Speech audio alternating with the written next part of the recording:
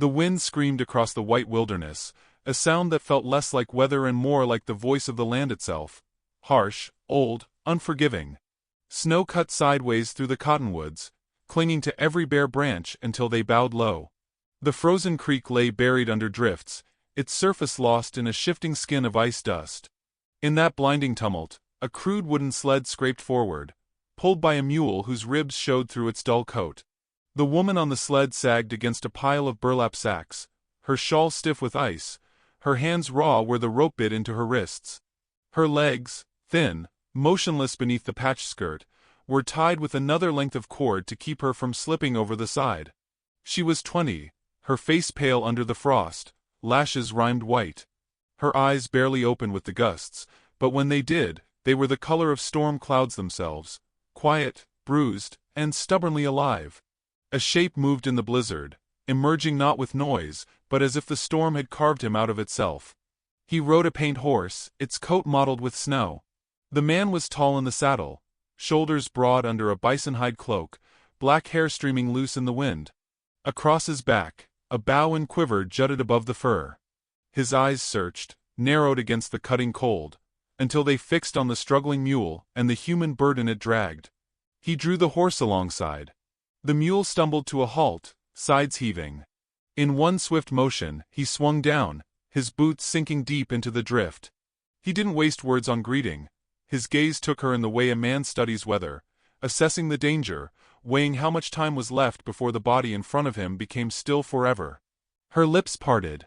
No sound came out, only a ragged breath that fogged the air between them. He crouched, touched two fingers to her neck, feeling for the pulse beneath frozen skin. It was there, faint. Without asking, he cut the rope from her wrists and legs. The fibers had bitten so deep it left angry welts. He lifted her as though she weighed nothing. She gasped, startled by the sudden heat of him, by the steady beat of his heart against her cheek. His bison cloak fell around them both, shutting out the worst of the wind. He left the mule's lead loose, letting the animal wander, and mounted with her in his arms. The storm thickened, the world reduced to white and shadow. Snow stung like nettles against exposed skin. The paint horse pushed forward, hooves plunging into drifts that swallowed half its legs. The man kept one arm around her, the other on the reins, guiding them between the skeletal shapes of trees. She could feel the rise and fall of his chest, hear the deep steadiness of his breathing, measured, as though he had done this before, though no sane man would be out here unless driven by something sharp and sure. A sound carried on the wind, low, dragging, followed by a yipping chorus. Wolves! She stiffened in his arms, but his grip only shifted slightly, keeping her close. Glancing back, she saw them. Gray shadows weaving through the blowing snow, their coats ghost-pale in the stormlight. He slowed the horse just enough to draw an arrow from his quiver. The bow came up smooth as breath. A sharp snap of the string, and one wolf yelped, veering off into the drifts. The others slowed, wary, their hunger outweighed by caution. Still they followed, their shapes flickering in and out of sight. She turned her face into his chest, blocking the wind. He smelled of wood smoke and cold leather, a scent that spoke of nights under open skies. Each time the horse labored through a deep drift, she felt the muscles in his arm tighten around her, not in fear, but in unspoken promise. They came upon a ridge of rock, half-buried, jutting from the snow like the bones of something long dead. Beneath its overhang was a hollow, shielded from the worst of the wind. He dismounted, set her down gently against the rock wall, and went to work without pause. From the saddlebag came flint and steel. From nearby, dead limbs half covered in snow. His hands moved quickly, coaxing flame from frost until a thin, stubborn fire licked at the sticks. She tried to speak again. Her voice was a cracked whisper. Why? The question died as he pressed a waterskin to her lips. The liquid was warm, tasting faintly of herbs. She drank, each swallow thawing a place in her chest that had been frozen for longer than this storm had lasted. He said nothing, only met her eyes for a heartbeat, then pulled the bison cloak more snugly around her. The wolves lingered beyond sight, their presence felt in the prickle at the back of her neck. He knew it too. His bow lay within arm's reach as he moved about, breaking more branches, feeding the fire until its glow turned the snow walls gold. The shadows seemed to shrink back from the heat. Her fingers, freed from the rope, flexed clumsily in her lap. Feeling returned in painful pins and needles. She watched him as he worked. The way he crouched low to catch the fire's heat on his palms, the way his hair clung wet to his jaw, the scars pale against his cheekbone. He was not a man accustomed to idle talk. His presence was the sort that filled space without sound. The wind's scream softened to a low moan as the night deepened. Above them, the ridge caught most of the snow, leaving their shelter dry. She ate a few strips of dried meat he offered, her teeth aching from the cold. At some point, exhaustion dragged her under. She dreamed of running, not walking, running, through green grass under a wide blue sky. In the dream, her legs carried her far from shouting voices and closed doors, but when she turned to look back, the snow was chasing her, swallowing the green. She woke to find the fire still burning, his figure silhouetted against it. He was sitting with his back to her, head slightly turned as if listening to the wind. One hand rested on his bow. The storm had not ended. Its voice rose and fell, like something alive pacing outside. She wanted to ask where he was taking her, why he had stopped to save a stranger when most men would have ridden on. But the words caught in her throat. Instead, she said the one truth she could manage. I'd have died out there. His head inclined slightly, though he didn't turn. Yes. It was not cruel, only certain. She closed her eyes, the bison fur warm against her chin, the fire's crackle steady. Somewhere in the darkness, the mule brayed once, muffled by snow.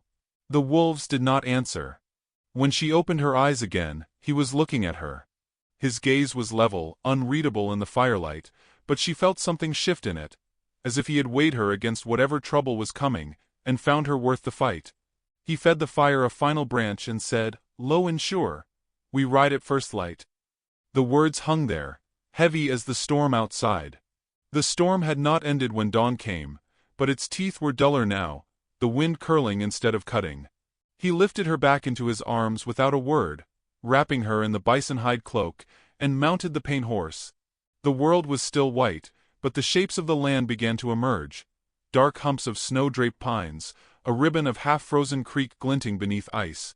Each hoof-step cracked through the crust, sending up a faint powdery hiss.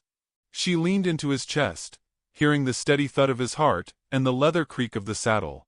By the time they reached the low rise that hid his winter lodge, her fingers had thawed enough to grip the edge of his cloak. The cabin came into view suddenly, almost part of the hillside itself, its roof sagging under the weight of snow. A thin curl of smoke slipped from the crooked chimney, vanishing into the pale sky. He dismounted, carried her to the door, and shouldered it open. Warmth met them in a wave, laced with the scents of juniper smoke, and something rich simmering in an iron pot. He set her down on a bed of pelts near the hearth, then hung the cloak over a peg, steam lifting from its damp edges. The room was small, low rafters hung with bundles of dried herbs, a table scarred by years of use, shelves lined with jars of roots and berries. Everything here had been placed for purpose, nothing wasted, nothing for show. She sat still, absorbing the heat, her legs lying limp beneath her skirt. He crouched beside the fire, ladled stew into a wooden bowl, and set it in her hands. The steam fogged her lashes. She ate slowly at first, the first mouthful almost too hot, then faster, the broth filling the hollow ache in her belly. He sat across from her, mending a tear in his sleeve with a long, curved needle, his gaze occasionally lifting to study her, as if he were mapping the changes in her face. When she finished, she set the bowl aside. "Thank you." Her voice was soft, still frayed at the edges. He gave a brief nod, threading the needle again. No questions, no demands for explanation. The quiet between them was not the heavy kind that waits to be broken, but the kind that builds something invisible and steady. A small pot of water hung on a hook near the fire. He took it down, poured a little into a wooden basin, and placed it within her reach. "Hands," he said simply. She held them out. The water was warm, clouding quickly with the dirt and dried blood that had clung since before the storm. She worked her fingers through it, wincing when the warmth reached cracked skin. He handed her a strip of linen to dry them. When the wind rattled the shutters, she looked toward the door instinctively, as though expecting it to swing wide on danger. He noticed the flicker in her eyes but didn't speak. Instead, he reached for a folded blanket from a shelf and set it over her legs, tucking it in at the sides with careful hands. Hours passed in that small space, measured not by clocks but by the settling of the fire and the slow drift of snow past the window.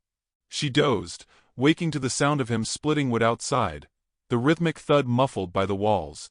Through the open door she glimpsed him hauling an armload of logs, snow clinging to his hair, breath curling in the air.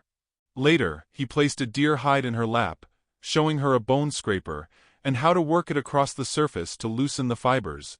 The tool was light enough that she could manage it seated, and though her hands tired quickly, she kept at it.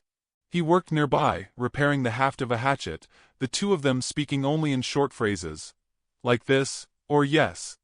That night, she woke from a dream where the wind was not wind, but the sound of men's voices, harsh and laughing. Her breathing quickened.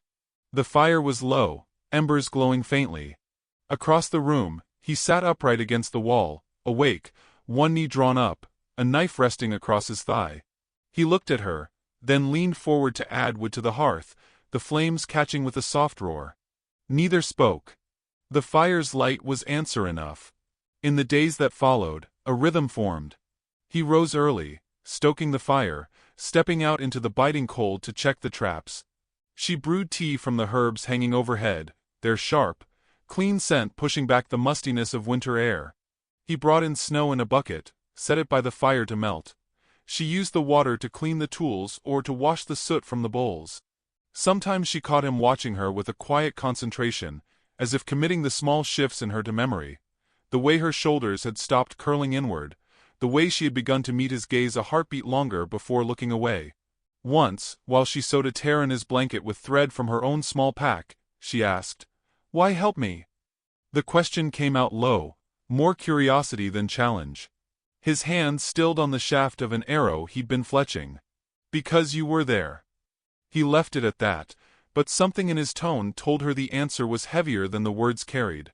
The snow outside piled higher, muffling the world. Sometimes the silence felt almost fragile, as though a single loud word could shatter it. Yet it was in that silence she felt the faintest stirrings of safety.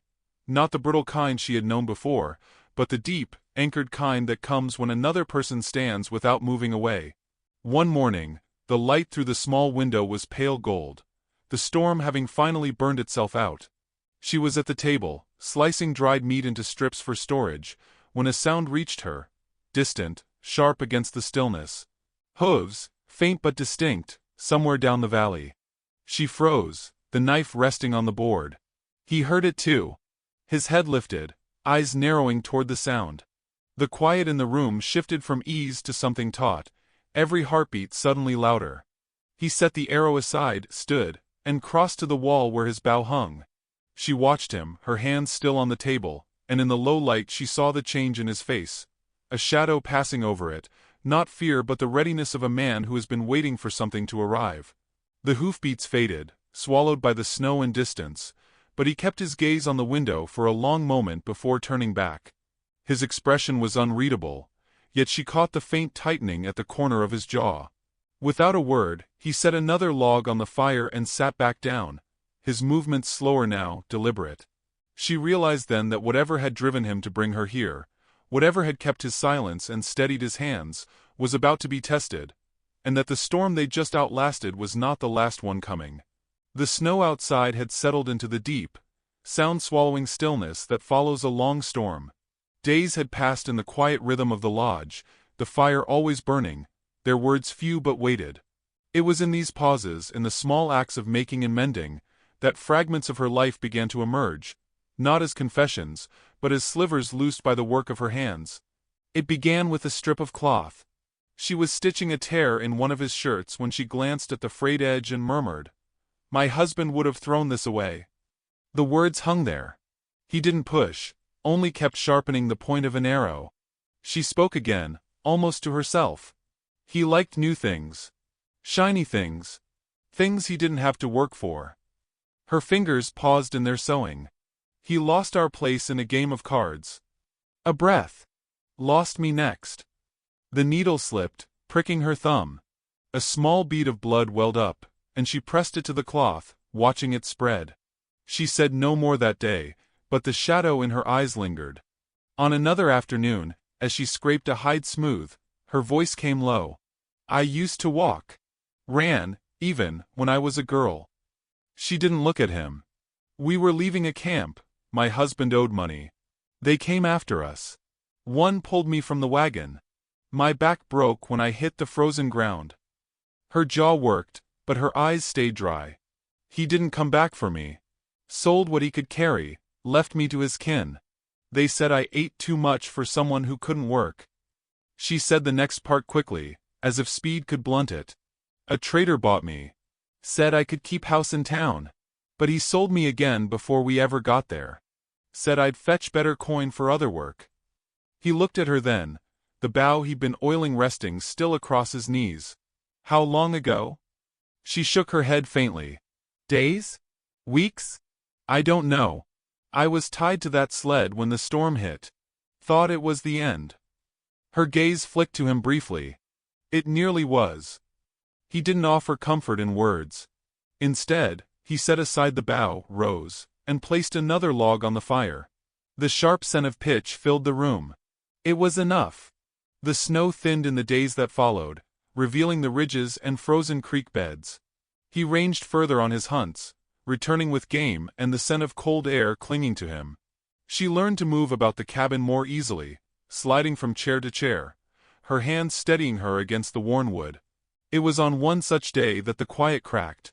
He returned before noon, his horse blowing hard, a dusting of frost in his hair. He carried no game, only news. There's a trader moving through the valley, he said, hanging his quiver by the door. He saw 3 men yesterday, camped upriver. Asked after a woman, paralyzed, young. Offered coin for her return. Her hands stilled on the strip of leather she'd been cutting. The color drained from her face, leaving her skin the pale hue of old snow. Same ones? He asked. Her nod was small but certain. The one with the scar on his chin will talk first. The other 2. She trailed off, fingers tightening on the leather until her knuckles whitened.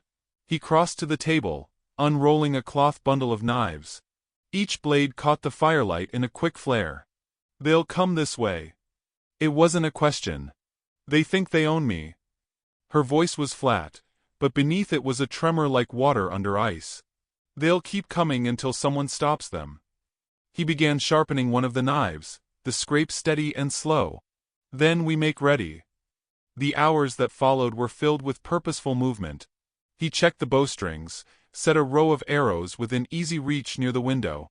She brewed a pot of strong tea, the bitter scent mingling with the smoke, then helped sort the provisions, meat in one bundle, dried roots in another.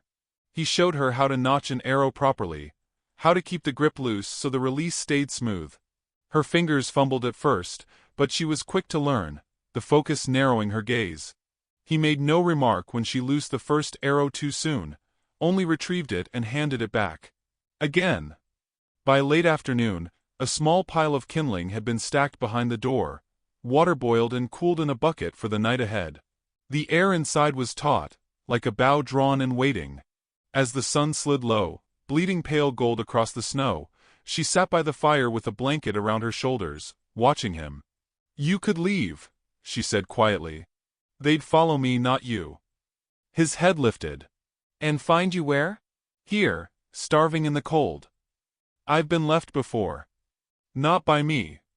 The words settled between them, solid as the log walls. She turned her eyes back to the fire, the corner of her mouth tightening, not in defiance, but in something she wasn't ready to name. Outside, the wind had gone still, an unnatural stillness that made every creak of the cabin louder. He moved to the door, easing it open just enough to scan the white sweep of the ridge. Nothing moved but the smoke curling from the chimney. Yet he lingered there, shoulders tense. When he closed it again, his eyes found hers. Tomorrow, maybe the next day. But they'll come. She held his gaze, the fire painting one side of her face in light, the other in shadow. For the first time since she had told him her story, she felt no urge to look away. Then we'll be ready. Her hands rested on the bow across her lap, the string taut, the wood warm from her touch. She thought of the rope that had bound her to the sled, the cold bite of it in her skin, and felt the faintest stir of something she had nearly lost, a pulse of choice, of her own will shaping what came next. He must have seen it, because the edge in his face eased just enough to let something else through, a quiet respect, almost a vow. In the fading light, the two of them sat in the cabin, the fire casting tall, wavering shadows against the walls, each knowing that the snow outside was no longer their greatest enemy. Somewhere upriver, 3 men had turned their horses toward this place, carrying with them the weight of all that had come before. And when they arrived, the storm waiting for them would not be made of wind.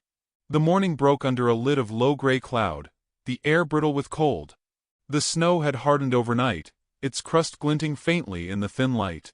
She woke to the faint jingle of metal, a sound that didn't belong to the cabin.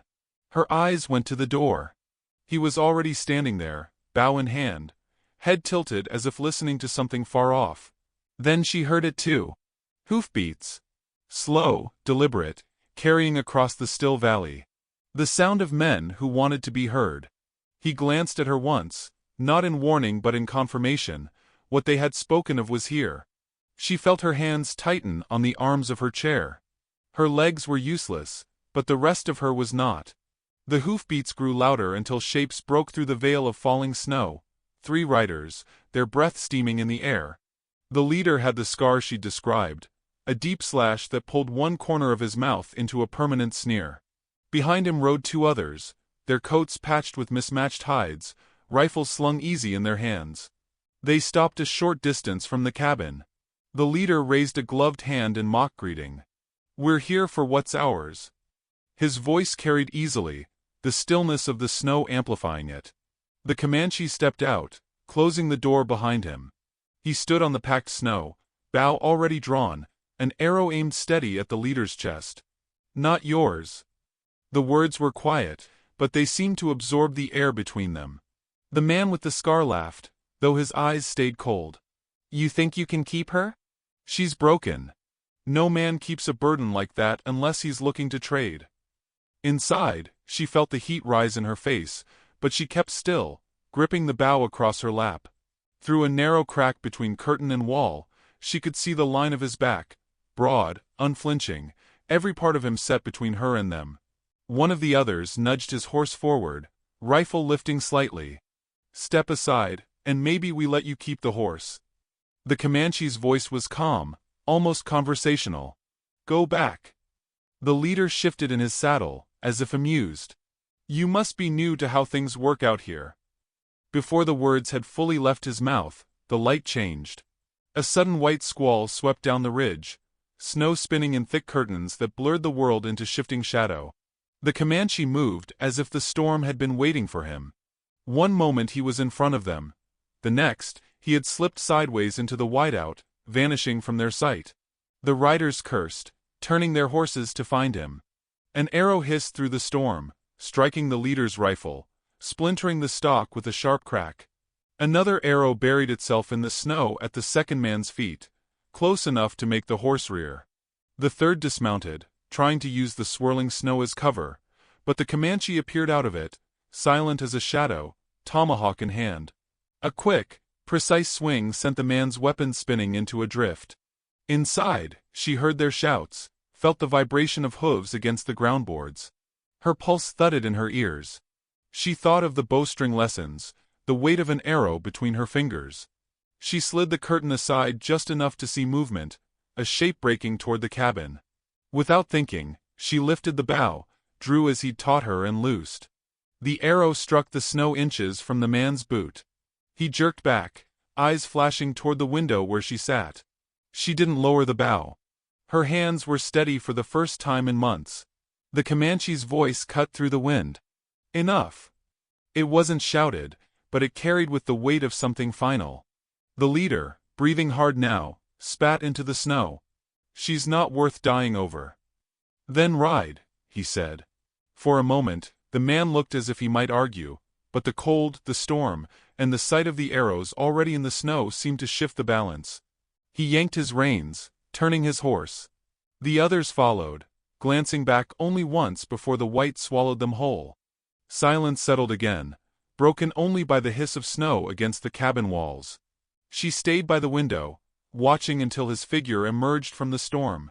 He moved with the same unhurried pace he'd had at the start, as if nothing in him had needed to be sped or slowed. He stepped inside, the cold rushing in before the door shut behind him. For a long moment, he said nothing. He only met her gaze, the bow still in her lap, the arrow gone from her fingers. His eyes held something she hadn't seen there before, a weight lifted, or perhaps shifted to sit between them both. "They won't be back soon," he said at last. She didn't answer right away. She was still hearing his voice in the snow, still feeling the bowstring bite her fingers, still seeing the way the man had stopped when he realized she was willing to fight beside him. He crossed to the fire, laid his weapons aside, then looked over his shoulder at her. "Stronger than I'll ever be." The words were simple, but they landed deep, touching something she had almost forgotten she possessed. And though the storm outside was already moving on, the air in the cabin was charged with the sense that something had shifted, not just between them, but in the ground she stood on inside herself. In the distance, beyond the snow and the ridges, the sky darkened again. Whatever came next would find them together. The storm moved on without fanfare, leaving the valley wrapped in a quiet, so complete it felt like the world was holding its breath. Snow lay smooth and untouched, save for the churned tracks where the three men had ridden away. From the window, she could see the drifts glitter under the pale sun, the air clear and sharp. Inside, the lodge felt smaller than it had before, but warmer too. Heat not just from the fire, but from something unspoken that had taken root between them. He was outside at first light, cutting fresh wood from the stand of spruce beyond the ridge. She watched him from the window, the axe rising and falling in a rhythm as steady as his breathing. Every few moments he would pause, leaning on the haft, scanning the horizon. He didn't expect their return yet, but vigilance was as much a part of him as his own shadow. When he came back in, his hair was dusted white, his cheeks ruddy from the cold. He stamped the snow from his boots and set down the armload of split logs. She was by the table, sewing beads into a strip of leather, her hands moving with a care that made the simple task seem ceremonial. It was for his knife sheath, she explained quietly, the beads forming a pattern she half remembered from her mother's work when she was a child. He studied it for a moment before nodding. "You'll finish it before long." "I will," she said, and the certainty in her voice surprised them both. Days slid into one another. The thaw had not come, but the storms broke into smaller squalls, giving the land time to breathe. They moved together in a rhythm they hadn't planned. He would set the traps and bring in water. She would tend the fire and prepare the meat. Sometimes they spoke, more often they did not. The silence was no longer a wall but a shared shelter. One morning, he brought in something different, a rough wooden frame, its runners smoothed with a drawknife. It was low and broad, with a seat carved from spruce. He set it down in front of her without ceremony. "For you," he said. She reached out, fingers brushing the smooth grain. "It's a chair." "One that moves," he corrected. "When the snow packs hard enough, you'll be able to push yourself along outside. Not far, but further than this room." Her throat tightened. She had not thought of movement beyond these walls in months, had not dared. "You made this for me?" He shrugged, though the faintest shadow of a smile crossed his face. "It was time." She ran her hands over the runners again, feeling the work in them, the hours of shaping, the patience in every curve. "I don't know how to thank you." "You just did," he said, and left it at that. That evening, they shared a meal of venison stew and bannock, the fire crackling low. She watched the light play on his face, catching the lines at the corners of his eyes, the calm weight in his gaze. "When they called me broken," she said softly, "I believed them. I thought maybe that's all I was." His spoon paused. "And now?" She met his eyes. "Now I know they were wrong." Something in him eased then, as though those words were as much for him as for her. He leaned back slightly, one hand resting on the edge of the table. "Good," he said simply. Night settled thick and dark. Outside, the snow muffled the world. Inside, the fire painted them both in gold and shadow. She sat in her new chair, the beaded sheath lying finished on the table. He took it in his hands, turning it over with care before sliding his knife into it. It fit perfectly, as though it had been waiting for this. When he looked up, there was a question in his eyes, not one that needed words. She nodded once, her voice steady. "This is my home now, if you'll have me in it." His answer came without hesitation. "You're already in it." It was not a proposal in the way the world might expect, no ring, no grand gesture, but in the quiet of that lodge with the snow pressing against the walls, it was more binding than any vow could be. The days that followed were touched by a new ease. He would find her by the window in the mornings, watching the ridges where the sun touched first. She would find him in the evenings, mending gear by the fire while she read aloud from the one weathered book that had survived in her pack. Their lives bent toward each other in small, sure ways.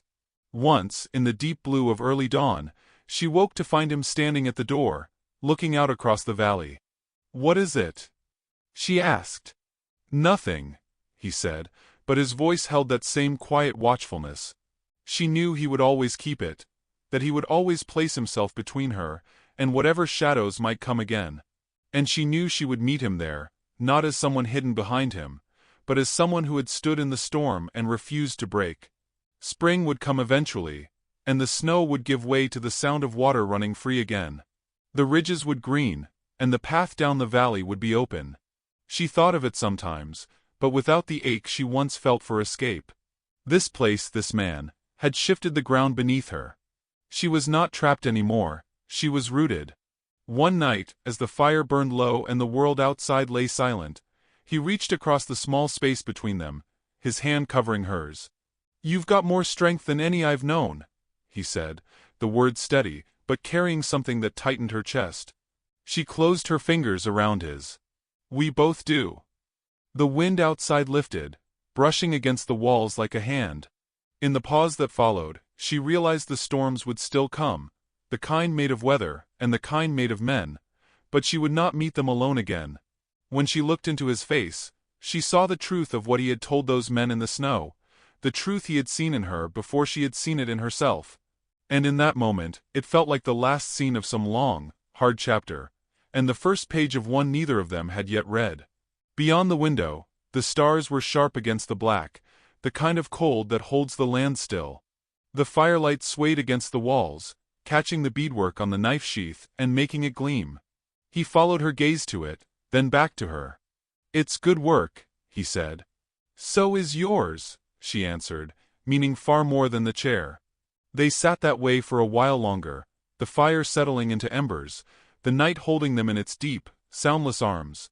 The air between them was full, not with words, but with the kind of understanding that does not need to be spoken to be real. And though the snow lay deep and the road out was long, she knew they had already arrived.